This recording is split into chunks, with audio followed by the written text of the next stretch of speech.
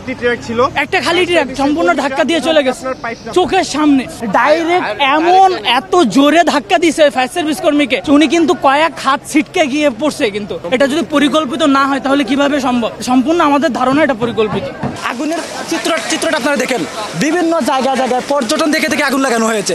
যে গুরুত্বপূর্ণ স্তরগুলা যেখানে বাংলাদেশের বিভিন্ন সিক্রেট কাগজ রয়েছে, বিভিন্ন অফিসে আদালতের বিভিন্ন ইম্পর্টেন্ট জিনিস রয়েছে, সেখানে আগুন হয়েছে। আগুন যদি লাগে তাহলে সচিবালয়ে প্রত্যেক জায়গায় লাগার কথা। এটা নিশ্চয়ই ষড়যন্ত্রমূলক ভাবে এবং পরিকল্পিত ভাবে আগুন লাগানো হয়েছে। আগুনটা এক জায়গায় ধরে নাই, তিনটা জায়গায় আগুন ধরছে, 4টা জায়গায় আগুন ধরছে। ধরেন 7 নম্বর ভবনে আগুন লাগছে, 7 নম্বর ভবনের ইউনিট নম্বর 3-এ আগুন লাগছে, ইউনিট নম্বর 6 আবার আগুন লাগছে, ইউনিট নম্বর 9 আবার আগুন লাগছে। এই যে মাঝখানে গ্যাপ ভবনগুলো, এখানে কিন্তু আগুন লাগে। বিষয়টা বুঝছেন? আমি আপনাদের কিভাবে বোঝাবো? ধরেন এই ইউনিটে আগুন লাগছে, এই ইউনিটের আগুনটা কি করবে? সরিয়ে বি ইউনিটে যাবে, তাই তো? বি ইউনিটে লাগেনি, সি ইউনিটে লাগেনি, ডি ইউনিটে লাগেনি, ই ইউনিটে গিয়ে আবার লাগছে। আবার ই ইউনিটের পরে গ্যাপ গিয়ে আবার দেখা গেছে ওয়াই ইউনিটে গিয়ে আবার আগুন লাগছে। তো এই যে আগুনটা লাগলো বিচ্ছিন্ন ভাবে, কি করে লাগে একবার চিন্তা করেন তো। এটা মানে কেউ তো লাগিয়ে দিয়েছে, বোঝা যাচ্ছে। প্রিয় দর্শক শ্রোতা মণ্ডলী, সচিবালয়ে আগুন লাগার ঘটনাকে কেন্দ্র করে এখন রীতিমতো তোলপাড়, রহস্যের জট তৈরি হয়েছে।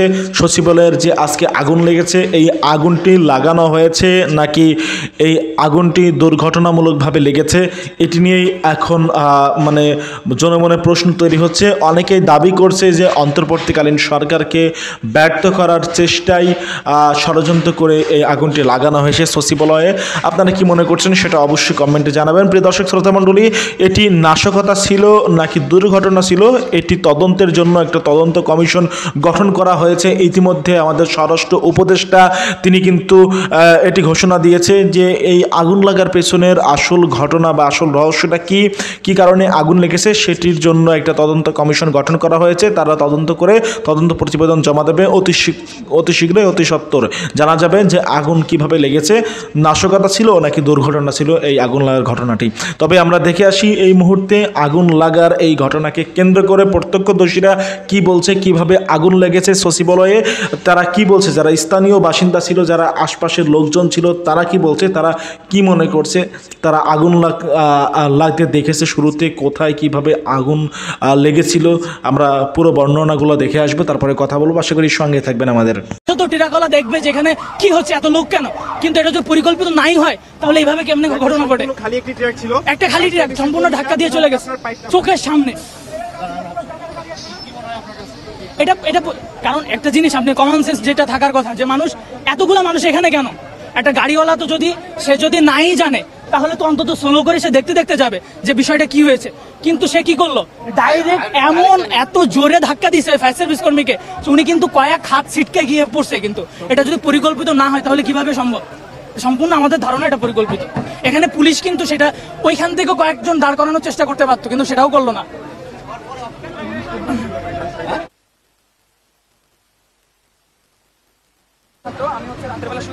আনার পরে আমি সহ আরো 2-3 জন বন্ধু এসেছে যে আসলে ঘটনা কতটুকু সত্যতা বা কতটুকু আগুন ধরেছে সে ব্যাপারে আসার সময় দেখলাম যে এখান থেকে আগুন ধরে গেছে 15 থেকে 20 মিনিট আগে। এই সচিবালয়ের সামনে সচিবালয়ে আগুন ধরেছে, তাও তার সামনে দিয়ে এই বড় বড় ট্রাকগুলো এখনো যাচ্ছে কেন? তার তো আরো বাইপাস রাস্তা আছে, সেই বাইপাস রাস্তা দিয়ে তো তারা গাড়ি পার করতে পারতো। তো যে গাড়িগুলো এমনিতেই যে ক্রাইসিস এখানে, তাহলে তো গাড়িগুলো একটু স্লো যাওয়ার কথা। সেখানে পুলিশরা কিছুই করতেছে না যে আপনারা স্লো যান, সামনে একটা অকারেন্স ঘটছে, সামনে একটা সমস্যা হয়েছে, কিছুই তো হচ্ছে না। তাইলে যখন এই গাড়িগুলো দ্রুততম ভাবে যাচ্ছে তাহলে তো যে কোনো সময় অ্যাক্সিডেন্ট হতে পারে। এখন ফায়ার সার্ভিসের কাজ তো হচ্ছে আগুনটা নিবানো। গাড়ি আসতে বাইপাস রাস্তা নাই, কার্জনলের সামনে দিয়ে বাইপাস রাস্তা নাই, সেই পাশ দিয়ে কি আপনার ট্রাক দিতে পারতো না? সবই পারতো, কিন্তু পুলিশ এখানে দাঁড়ায় চেয়ে দেখতেছে আগুনটা আসলে কতটুকু বড় হয় বা আগুন আমরা আদৌ নিয়ন্ত্রণ করতে পারবো কিনা, তাদের কিছুই দায় আসে না। এখানে পানির স্বল্পতার কারণে এপাশে একটা পানির উৎস আছে, সেখানে পাইপ নিয়ে যাওয়ার জন্য একজন ফায়ার ফাইটার সে পাইপ নিয়ে আমি দেখলাম আমার চোখের সামনে ঘটছে, পাইপটা নিয়ে কেবল এপাশে যাচ্ছিল, হঠাৎ করে একটা ট্রাক তার উপর দিয়ে অ্যাক্সিডেন্ট করে চলে গেছে। এই আর কি। আওয়ামী লীগের দোষরা এখনো যারা সচিবালয়ে রয়েছে তাদেরকে অপসারণ করতে হবে, এবং আমরা জানি যারা এই সচিবালয় পাহারা দেয় পুলিশ প্রশাসন সবই প্রায় অর্ধেক ছাত্রলীগের। আগুনের চিত্রটা আপনারা দেখেন, বিভিন্ন জায়গায় পর্যটন থেকে আগুন লাগানো হয়েছে। যে গুরুত্বপূর্ণ স্তরগুলা যেখানে বাংলাদেশের বিভিন্ন সিক্রেট কাগজ রয়েছে, বিভিন্ন অফিসে আদালতের বিভিন্ন ইম্পর্টেন্ট জিনিস রয়েছে, সেখানে আগুন হয়েছে। আগুন যদি লাগে তাহলে সচিবালয়ে প্রত্যেক জায়গায় লাগার কথা। তো এক্ষেত্রে এখানে এসে দেখলাম যে বিভিন্ন ফায়ার সার্ভিস ইউনিট আসছে, কাজ করতে যাচ্ছে। কিন্তু আমাদের মনে প্রশ্ন, শুধু আমাদের মনে প্রশ্ন না, আপনারা মনে প্রশ্ন করেন, রাত 3টার সময় সচিবালয়ের মতো একটা জায়গায় আগুন কিভাবে লাগে? এর মাঝে আপনারা দেখেন বিভিন্ন পর্যটনে আলাদা আলাদাভাবে আগুন লেগেছে। আলাদা আগুন এমন একটা জিনিস, সেটা আলাদাভাবে লাগানো সম্ভব না। তার মানে এখানে মনে প্রশ্ন আসে যে আগুনগুলো ষড়যন্ত্রভাবে হয়েছে। বিভিন্ন বাংলাদেশের বিভিন্ন সিক্রেট কাগজ এখানে রয়েছে। আপনারা দেখেন বাংলাদেশে বিগত যে 2-3 মাস যাবত প্রত্যেক দিন প্রত্যেক মুহূর্তে আমরা ষড়যন্ত্র শিকার হয়ে যাচ্ছি, কিন্তু আমরা আমাদের হাল ছাড়িনি। আমরা ভারতের বিরুদ্ধে, স্বৈরাচারীদের বিরুদ্ধে, শুধু স্বৈরাচার নয়, বাংলাদেশের মাতৃভূমি রক্ষার্থে যে বা যারাই ষড়যন্ত্র করবে আমরা তাদের বিরুদ্ধে সবসময় তাদের অপোজিট পার্টি হিসাবে থাকি। তো আজকের এই ঘটনাতে আমি নিজে আসলে কি বলবো, নিজের মাতৃভূমি ভালো না থাকলে নিজের মুখ দিয়ে কথা বের হয় না। আপনারা সবাই দোয়া করবেন, যে যেখান থেকে দেখতেছেন দোয়া করবেন যাতে আমরা এই সংকট কাটিয়ে উঠতে পারি। এখনো স্বৈরাচার যারা রয়েছেন তাদের উদ্দেশ্য করে বলতে চাই, আপনারা আগের দিন ভুলে যান, এটা আপনাদের মাতৃভূমি, আমাদের মাতৃভূমি। মাতৃভূমির স্বার্থে স্বৈরাচারের শেখ হাসিনার যে অন্যায় করেছে, অন্যায়ের শাস্তি দাবি করুন, নিজে তওবা করুন, যাতে এই দেশের স্বার্থ, দেশের মাটি যদি ভালো থাকে না, আপনার মা, আপনার বোন, আপনার ভাই ভালো থাকবে না। হ্যাঁ, অ্যাক্সিডেন্টটা হয়েছে, আমার এক ফায়ার সার্ভিস ভাই কাজ করে যাচ্ছেন। আপনার অ্যাক্সিডেন্ট হওয়ার কারণ, একটা কারণ রয়েছে এখানে। আপনারা দেখেন এইরকম একটা জায়গায় একটা অ্যাক্সিডেন্ট হয়েছে, কারণটা কি? কারণটা হচ্ছে আগুন লেগেছে। আমি মনে করি যারা বাংলাদেশের প্রশাসনের দায়িত্বে রয়েছে, যেমন সেনাবাহিনী, পুলিশ, র্যাব যারা রয়েছেন, প্রথমে তাদের কাজ ছিল যে এই রাস্তাটা এসে ব্লক করা, যাতে তারা সুন্দরভাবে নিজের মনোমুগ্ধভাবে কাজটা করতে পারে। আপনারা দেখেন রাস্তার আশেপাশে এখনো অনুমুক্তভাবে গাড়ি চলতেছে। এখন যদি গাড়ি চলাচল করে, সেখানে ফায়ার সার্ভিস বাইরে প্রত্যেকটা মুহূর্তে ওই পাশে যাতে পানি আনার জন্য উনি এইটা তাড়াহুড়া করতে গিয়ে রাস্তা পার হওয়ার ক্ষেত্রে এটা টাকে ওনাকে চাপা দিয়েছেন, জায়গায় মারা গিয়েছেন। আমার ভাই শহীদ হয়েছেন। আমরা বাংলাদেশের প্রত্যেকটা মুহূর্তে আমরা জানি আমরা শহীদ হই, জীবন দেই, রক্ত দিই আমাদের মাতৃভূমির স্বার্থে। আপনারা দোয়া করবেন যাতে আমরা সব ষড়যন্ত্র মোকাবিলা করে আমাদের দেশকে আমরা রক্ষা করতে পারি। যদি দেখি যে বিগত সাল বা বিগত দিন আগুন লাগলো না, আজকে প্রশাসন দ্বারা বা মিটিং করার পরে আগুন লাগলো, অবশ্যই হয় প্রশাসন কারার থেকে অথবা দর্শকদের মধ্যে কেউ ইন্ধন যোগাইছে। কারণ সচিবালয়ের মতো জায়গায় যদি আমার আগুন লাগা আমি বন্ধ করতে না পারি, তাহলে বাংলাদেশের কোন জায়গায় আমি আগুন লাগা বন্ধ করবো, যেখান থেকে বাংলাদেশ পরিচালিত হয়।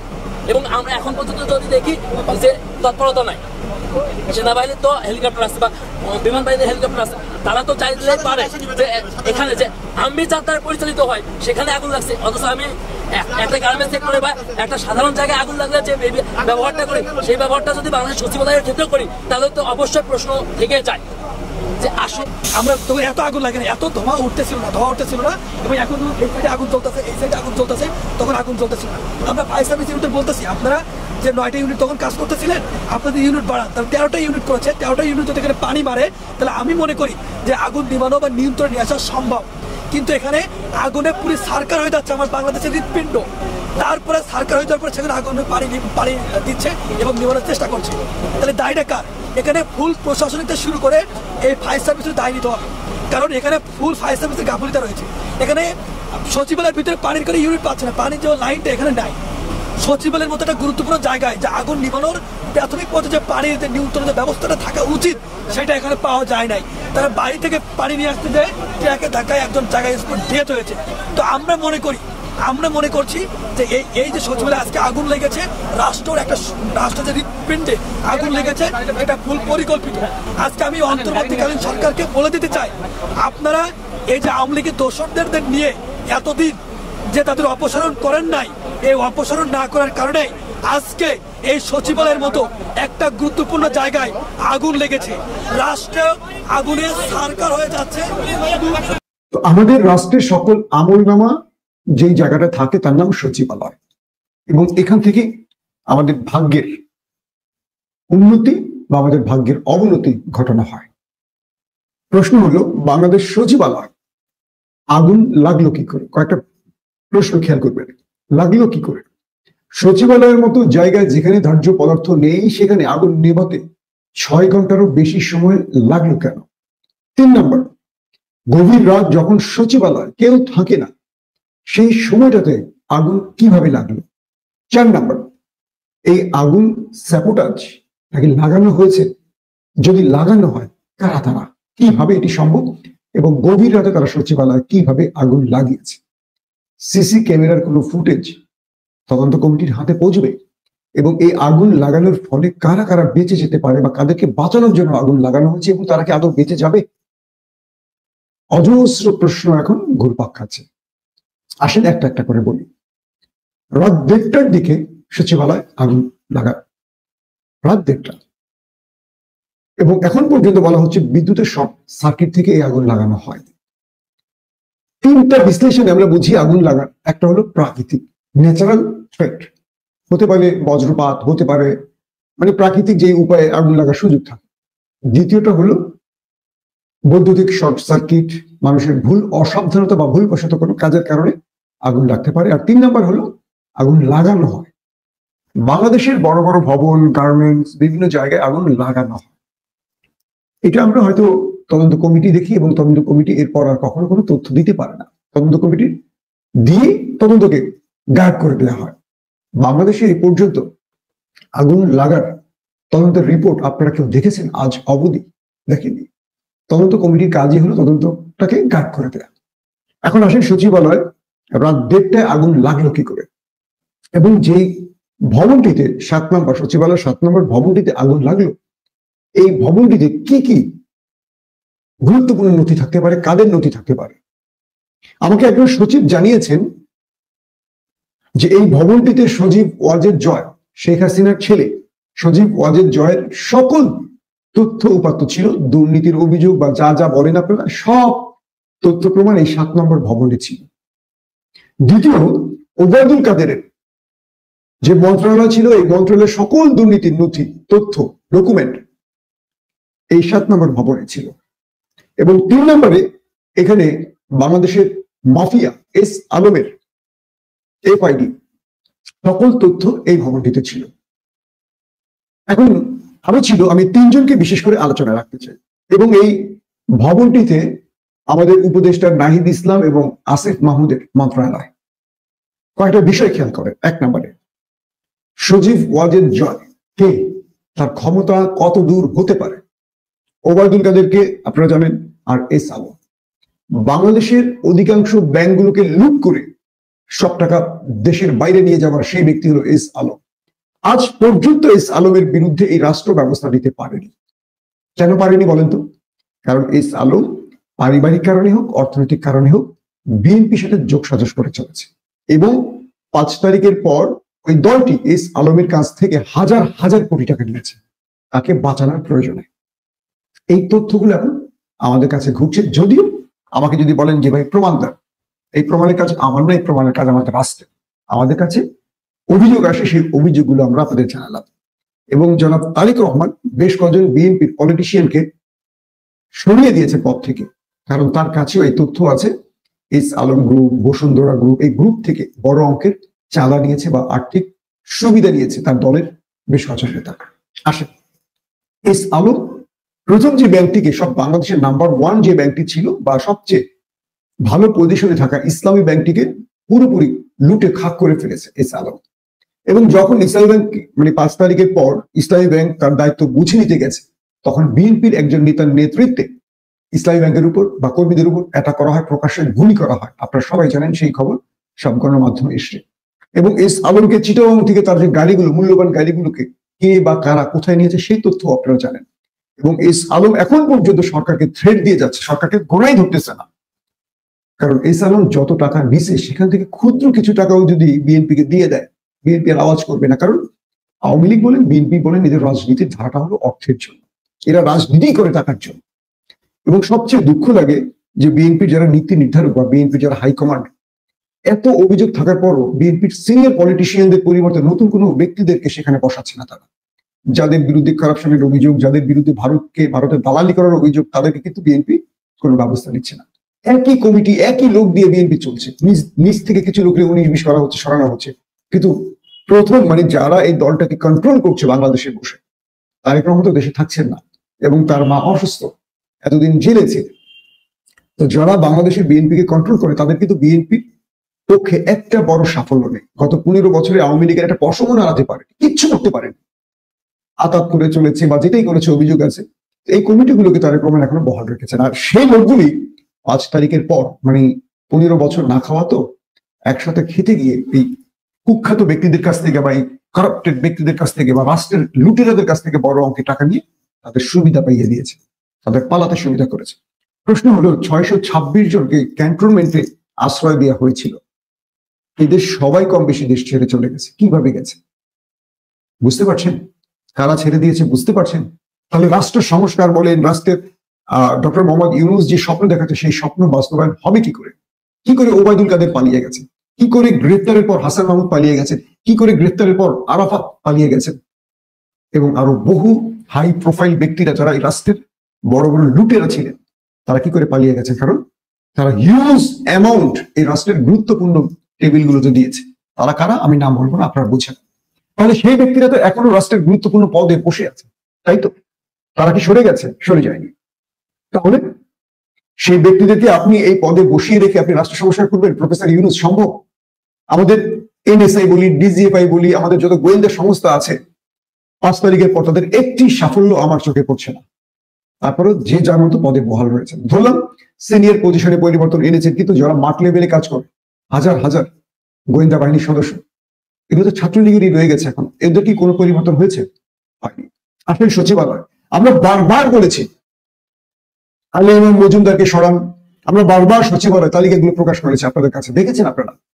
সচিবালয় শেখ হাসিনার আমলের বহু সচিব এখনো অ্যাক্টিভ বসে আছে। আবার আমাদের উপদেষ্টা মন্ডলীদের অভিযোগ আছে, আমাদের এই 24-এর অভ্যুত্থানে যে বিপ্লবীরা যারা উপদেষ্টা হয়েছে, অনেক আছে যারা আওয়ামী লীগের মোটা অঙ্কের টাকা তাদেরকে নাকি দিয়েছেন, অভিযোগ আছে, দিয়ে তারা তাদের পদে বহাল রয়েছে। আমাদের এই পাকনা উপদেষ্টারা খুব পাকনা, এত পাকনা, এদেরকে আসলে কি বলবো? এরা বিএনপি জামাতকে মানে তোয়াক্কা করে না অনেক সময়, মানে ভাবটা এরকম। এরা এমন প্রোটোকল পাইছে হঠাৎ করে, মানে রাষ্ট্রের কি জন্য একটা হয়ে গেছে। এদেরকে কিন্তু আমরা অনেকবার বলেছি, টেলিফোনে বলেছি, মেসেজ দিয়ে বলেছি যে ভাই এই লোকগুলোকে পরিবর্তন করেন। এরা যখন সাপোর্টাজ করবে কুল কিনারা খুঁজে পাবেন না, আপনাদের কোনো ভিত্তি নাই তো। বিএনপি জামাতের, বিএনপি আওয়ামী লীগের একটা ভিত্তি আছে, তাদের সারা দেশে একটা বিশাল শক্ত ঘাঁটি আছে, তাদের জনগণ আছে, তারা চাইলে অনেক কিছু পারে। আপনারা পারবেন না। আপনাদের কাছে যারা আসছে বিএনপি জামাতের লোকগুলি আসছে, এরা সরে গেলে আপনার পিছনে 10 জন লোক করি। আপনার যারা মুরব্বী, মানে আপনাদেরকে যারা চালাচ্ছে উপদেষ্টাদের বলছি, এরা খুব হাই প্রোফাইলের রাজনীতিবিদ না। এদের বুদ্ধিতে কি করবেন আপনারা? এরা তো নিজের জায়গায় সফল না। তো কি হলো দেখেন, বারবার বলেছি সচিবালয় সচিবদের পরিবর্তন করেন, কোথায় কোথায় পরিবর্তন আনতে হবে সেই তালিকা তাদেরকে আমরা দিয়েছি। আমাদের উপদেষ্টারা আমাদেরকে গোনাই ধরেন, এখন স্বাধীন হয়ে গেছে দেশ, সব পেয়ে গেছে, চাচাকে দিয়ে, মামাকে দিয়ে, বাবাকে দিয়ে এখন তদবির চালাচ্ছে, তারা কোটি কোটি টাকা বানাচ্ছে। আওয়ামী লীগ আসার আগে তারা আবার দেশ সারা হয়ে যাবে, কেউ দেশে থাকবে না।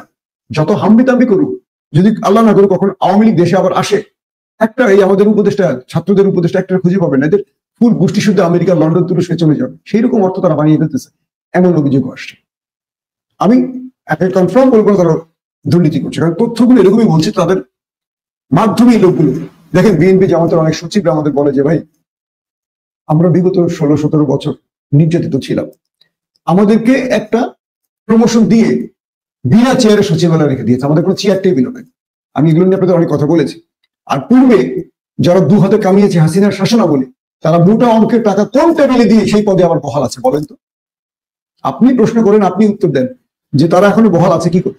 সচিবালয় আগুন, এই যে সজীব ওয়াজেদ জয়ের দুর্নীতির সকল তথ্য যে গায়েব হয়ে গেল, পুড়ে গেল, ওবায়দুল কাদের সকল তথ্য পুড়ে গেল, এই সালামের সকল তথ্য পুড়ে গেল, আওয়ামী লীগের শেখ হাসিনার অনেক বড় বড় প্রকল্পের প্রজেক্ট এই মন্ত্রণালয়গুলোতে ছিল, এই 7 নম্বর ভবনে ছিল। এখন এই তথ্যগুলো আপনারা কি করে বের করবেন? এদেরকে বাঁচাবার জন্য কারাই কাজ করতে পারে আপনারা বুঝতে পারছেন? আমাদের সবচেয়ে অযোগ্য উপদেষ্টার নাম কি জানেন? স্বরাষ্ট্র উপদেষ্টা। এই লোক তো কথাই বলতে পারে না, এই লোক তো কথাই বলতে পারে না। আর্মির রিটায়ার্ড পার্সনদেরকে আসলে কোনো জায়গায় দিতে হয় না। অনেকে বলে আর্মির রিটায়ার্ড পার্সন গুলো অধিকাংশই স্বাভাবিক থাকতে পারে না শেষ সময়গুলোতে।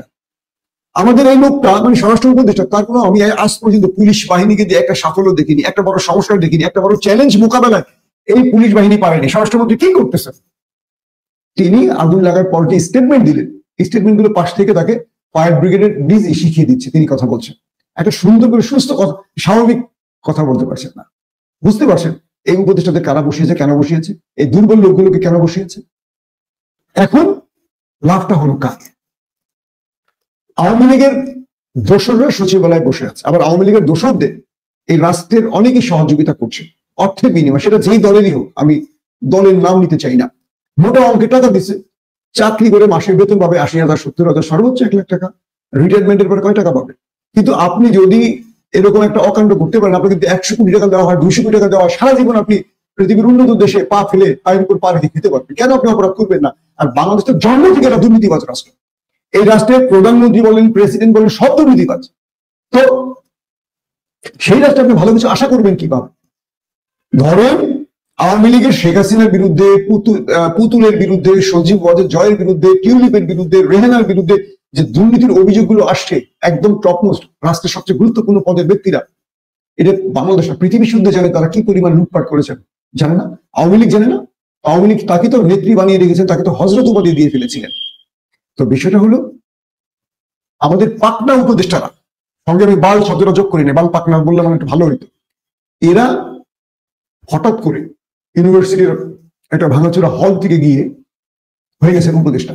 কারণ এদেরকে যখন আমরা বলি যে ভাই আপনারা এই কাজগুলো করেন, এরা গোনাই ধরে, এরা টেলিফোনে ধরতে চায় না।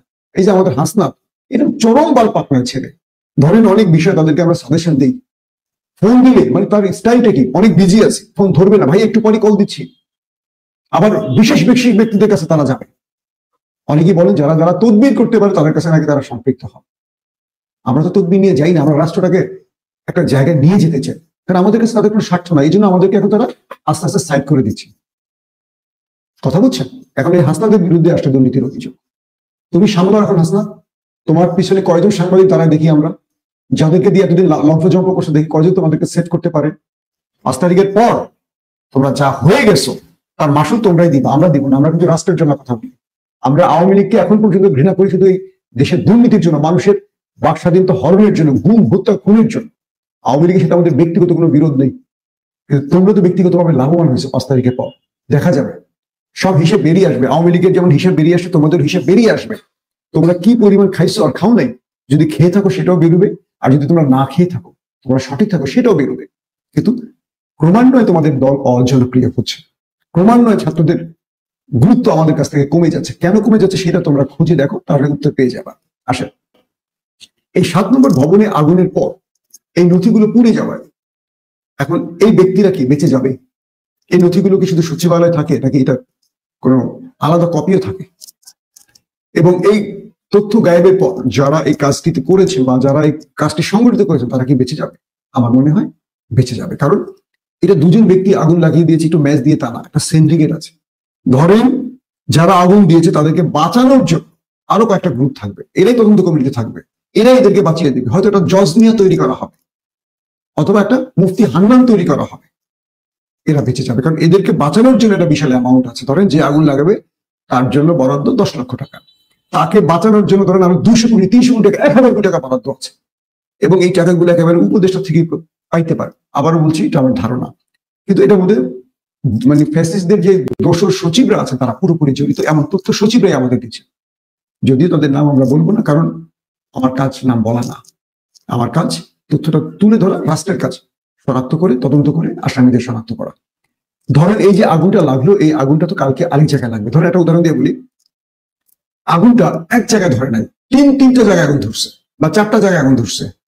ধরেন 7 নম্বর ভবনে আগুন লাগছে, 7 নম্বর ভবনের ইউনিট নম্বর 3-এ আগুন লাগছে, ইউনিট নম্বর 6 আবার আগুন লাগছে, ইউনিট নম্বর 9 আবার আগুন লাগছে। এই যে মাঝখানে গ্যাপ ভবনগুলো, এখানে কিন্তু আগুন লাগে। বিষয়টা বুঝছেন? আমি আপনাদের কিভাবে বোঝাবো? ধরেন এই ইউনিটে আগুন লাগছে, এই ইউনিট, এই ইউনিটের আগুনটা কি করবে?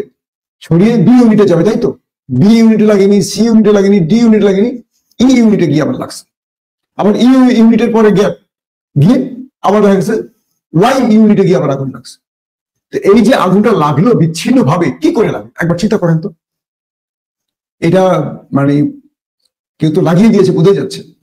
আপনার ভবনে আগুন লাগলে সেই ভবনের আগুনটা পাশের আগুনে ছড়িয়ে যাবে, তাই তো? কিন্তু আপনার ভবনে আগুন লাগার পর 3টা ভবন গ্যাপ দিয়ে তারপর একটা ভবনে আগুন লাগার অর্থটা কি বলেন তো? উদ্দেশ্যটা কি? কেউ তো লাগিয়েছে। এই বর্তমান যে সরকার বসে আছে, অন্তর্বর্তীকালীন সরকার, তারা যে স্বরাষ্ট্রমন্ত্রী বসিয়েছেন, এই মন্ত্রীকে দিয়ে তদন্ত করে আমি বিশ্বাস করি জীবনের সঠিক আসামি শনাক্ত হবে না, এবং যারা এটার ভিকটিম তারা বেঁচে যাবে। এখন আমাদের করণীয়টা কি? আমাদের করণীয় হলো আমাদেরকে আবারও চাপ তৈরি করতে হবে, দ্রুত আমাদের উপদেষ্টাদের মধ্যে একটা পরিবর্তন আনতে হবে, এবং আমাদের সচিব যারা আছেন সচিবালয়ের মধ্যে এখন যারা কাজ করছেন, যারা ফ্যাসিস্টদের দোষর, মোটামুটি তারা চিহ্নিত। এই তালিকাগুলো বহু সচিবদের কাছে আছে, কারা কত টাকা দিয়ে টিকে গেছেন, কিভাবে টাকা দিয়েছেন, কোন কোন উপায়ে টাকা দিয়েছেন, সেই টাকা কার হাতে কোথায় কোথায় গেছে, সব তথ্য আছে। আমাদের ইন্টেলিজেন্সের কাছে এই তথ্য আছে। এখন ইন্টেলিজেন্সের মধ্যেও তো ভূত আছে, শস্যের ভূত থাকার মতো। তো এই মাধ্যমে দ্রুত সচিবালয়টাকে ক্লিন করতে হবে। সচিবালয়টাকে যদি ক্লিন করা সম্ভব না হয়, সচিবালয়টা যদি ক্লিন করতে না পারেন, আপনি লিখে রাখেন আগামীতে আরো ভয়াবহ বিপর্যয় আসবে। আমাদের হার্টে আগুন লেগেছে, অর্থ মন্ত্রণালয় একটা দেশের হাট, সেখানে আছে ফাইল মন্ত্রণালয়। আপনি কি যে আগামী বছর প্ল্যান করবেন দেশের 17 বছর সব তো আপনার শেষ। সচিবালয়ে যে আগুন লেগেছে এটা নিশ্চয় কোনো ঘটনা বলে আমরা চালিয়ে দিতে পারি না। আওয়ামী লীগের দোসরদেরকে বিভিন্ন জায়গায় বিভিন্ন সেক্টরে বসিয়ে দিয়ে গেছে, সেগুলো গাছ হয়েছে, ডালপালা হয়েছে, শাখা প্রশাখা হয়েছে, তারাই এগুলাই করতেছে বিভিন্ন জায়গায়, সব জায়গায় তারা ছড়িয়ে ছিটিয়ে আছে। আগুন লেগেছে একটা 52-তে আর একটা 54-তে ফায়ার সার্ভিস এসেছে, সকাল 7টার ইন্ডিপেন্ডেন্ট রিপোর্টে কথা বলছি। আচ্ছা, এরপর তারা এসে দেখলো যে আগুন এর আগেই, তারা আসার আগেই 8-10টা রুমে আগুন অলরেডি চলছে। কিন্তু প্রশ্ন হলে ফায়ার সার্ভিসের অফিসার সচিবালয়তে একদম নিকটে, তারা এত দেরিতে কেন নিউজ গেল ফায়ার সার্ভিস? এটা বোঝা যায় যে আগুন লাগুক পরিকল্পিত করেছে। কালকে ছিল ক্রিসমাস ডে, হলিডে, সারাদিন এই মতিঝিল সচিবালয় পাড়া একদম লোকজন নাই, লোক ছিল শুধু সিকিউরিটি গার্ড যারা, তারা আজকে সিকিউরিটি গার্ড গুলো ধরা হোক, এখানে যারা ডিউটিতে ছিল, রোস্টারে ছিল, সব তথ্য বের হয়ে আসবে। এটা আহামরি বিষয়ের কিছু না। এখন প্রযুক্তির যুগ ভাই, মোবাইল আপনি ক্যাশটা করলে কাকেই ধরতে না পারেন, সবকিছু ক্লিয়ার, সবাই আমরা বুঝি। আমাদের হাটে আগুন লেগেছে, অর্থ মন্ত্রণালয় একটা দেশের হাট, সেখানে আছে ফাইল মন্ত্রণালয়। আপনি কি যে আগামী বছর প্ল্যান করবেন দেশের 17 বছর সব তো আপনার শেষ। মানুষের যেমন হৃৎপিণ্ড, ফুসফুস একটা গুরুত্বপূর্ণ অঙ্গ, যেমন সচিবালয় আছে বাংলাদেশের জন্য, প্রশাসনের জন্য একটা গুরুত্বপূর্ণ স্থাপনা। তো সচিবালয়ে যে আগুন লেগেছে এটা নিশ্চয় কোনো ঘটনা বলে আমরা চালিয়ে দিতে পারি না। এখানে প্রতিটি ফ্যাসিস্ট সরকার ছিল, তারা 16 বছরে তাদের লোকবল, তাদের জনবল, তাদের লোকজন বিভিন্ন সেক্টরে একেবারে ঝাড়ুদার থেকে শুরু করে সচিব পর্যন্ত তারা সেট আপ দিয়ে রেখেছে। তো তাদের যে একটা যে সিন্ডিকেট, এই সিন্ডিকেট ভেঙে এই অন্তর্বর্তী সরকার 4 মাসের মধ্যে কিন্তু সংস্কার করতে পারেনি। তো তাদের যে প্রেতাত্মারা ছিল, তাদের যে দোষীরা ছিল, তাদের যে লুটপাট, তাদের যে অরাজকতা, হত্যা, গুম খুন, এগুলোর কিন্তু তদন্তের জন্য অন্তর্বর্তী সরকার এগোচ্ছিল। তো এই যে কাজগুলো মানে সামনে দিয়ে অগ্রসর হচ্ছে, এগুলো যদি সামনে দিয়ে অগ্রসর হয়, জাতির কাছে যদি স্পষ্ট বার্তা পৌঁছে যায়, তা কেউ অপরাধী এগুলো যদি জাতি জানতে পারে, তারা অবশ্যই বিচার হবে। বাঁচার জন্য তারা হয়তো বা এরকম অগ্নিগ্রহ করতে পারে।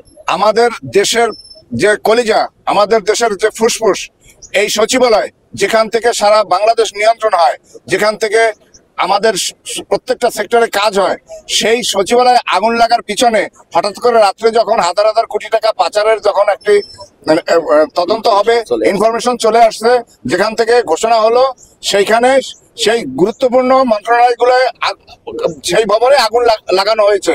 এটা আমরা মনে করতেছি, ছাত্র জনতা, আমরা যারা সাধারণ মানুষ আছি, আমরা মনে করতেছি এখানে পরিকল্পিতভাবে, যেমন 2009 সালে বিডিআর বিদ্রোহ এটা চালিয়ে দিয়েছিল, কিন্তু এটা পরিকল্পিত একটা হত্যাকাণ্ড ছিল। ভারতের রয়ের এজেন্ট এরা বাস্তবায়ন করেছে শেখ হাসিনাকে দিয়ে।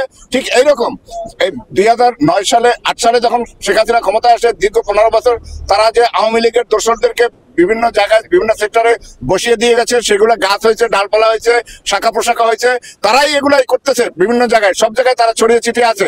অতএব এই সংস্কার করতে হলে তাদেরকে চিহ্নিত করে তাদেরকে শাস্তির আওতায় আনতে হবে। এবং প্রত্যেকটা জায়গায়, প্রত্যেকটা সেক্টরে আওয়ামী লীগের দোসর এবং রয়ের এজেন্ট আছে। আমি জানি যে বাংলাদেশে, আমরা সবাই জানি বাংলাদেশের গোয়েন্দা সংস্থা অত্যন্ত শক্তিশালী, তারা ইচ্ছাকালে এই রয় এজেন্টদেরকে ধরতে পারবে। এবং যেখানে যেখানে ভারতীয় প্রেতাত্মা আছে, আমার আওয়ামী লীগ দোসররা আছে, তাদেরকে আগে নিশ্চিহ্ন করতে হবে, পরিষ্কার করতে হবে, তারপরে আমাদের দেশটা ভালো হবে। স্বাধীন করছি আমরা, যে যার মতো লুটতে লইতাছে। স্বাধীন করে কারা তো দিছি, উদয় তো কোনো কিছুই তো করতে পারতেছে না। হাতে মনে করেন বড় বড় রান্দা চাপাটি ছিল, আর চাচুমাদের মেশিন ছিল, যারা ফায়ার করছে আর ককটেল মারছে। স্বাধীন করে আমাদের লাভ হলো না, কি লাভ হলো বলেন? আর উল্টা আবার সবাই ফোন দিয়ে হুমকি দেয়। 8-9 জন পোলাপান ছিল, হাতে মনে করেন বড় বড় রান্দা চাপাটি ছিল, আর চাচুমাদের মেশিন ছিল, যারা ফায়ার করছে আর ককটেল মারছে। প্রত্যেকে দূরে মনে করেন চাপাটিতে খুব মারছে, যার ঝোলে যেটা লাগছে গায়ে লাগছে, দোকানে লাগছে। পরে এই বড় দোকানটা দেখেন আপনি, ওনার দোকানে আপনার আর একটা মাল আছে, ওনার দোকানে ককটেল মারছে, ওনার দোকান পরে মাল সব শেষ।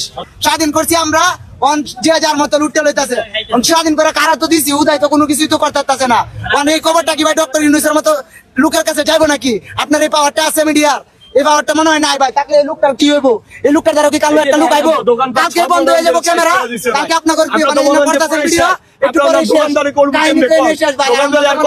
অবস্থা রাখছে, কোন অবস্থায় রাখে নাই, সব দিক দাম করে মাইরা দিচ্ছে ভাই। প্রিয় দর্শক শ্রোতা মণ্ডলী, আপনারা দেখতে পারলেন, ব্যক্তিগত অভিমত ব্যক্ত করবেন, কমেন্টে জানাবেন আপনাদের মতামত, অপিনিয়ন, আপনারা কি বলতে চান। প্রিয় দর্শক শ্রোতা মণ্ডলী, এখানে যে বলা হচ্ছে যে আগুনটি লাগানো হয়েছে, অনেকে দাবি করছে, অনেকের এটি ধারণা, অনেকে বলছে পরিকল্পিতভাবে সচিবালয়ে এই আগুন লাগানো হয়েছে।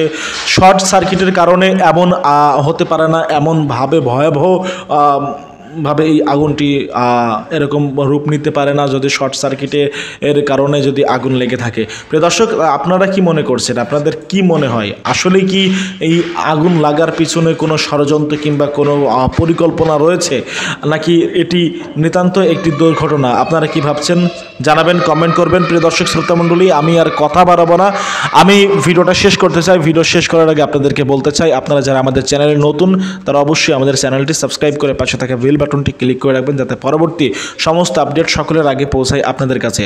আল্লাহ হাফেজ, আসসালামু আলাইকুম ওয়া রাহমাতুল্লাহি ওয়া বারাকাতুহু।